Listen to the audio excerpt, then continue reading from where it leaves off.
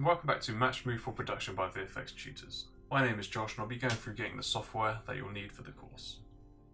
So if we head over to 3DEqualizer.com and click over at the top right hand corner, then you want to sign up if you haven't already, so you can log in to get your subscription. Then if you scroll down to the bottom, you can pick your subscription for which license you would like. I'd suggest just getting a weekly license because you could probably do a lot of this in a week or two. The other software that we need is Maya.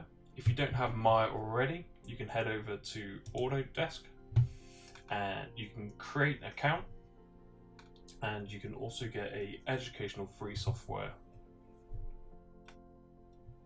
So now we have 3DEqualizer in Maya, we can now start the course with the first shot, MM001, and don't forget to like and subscribe.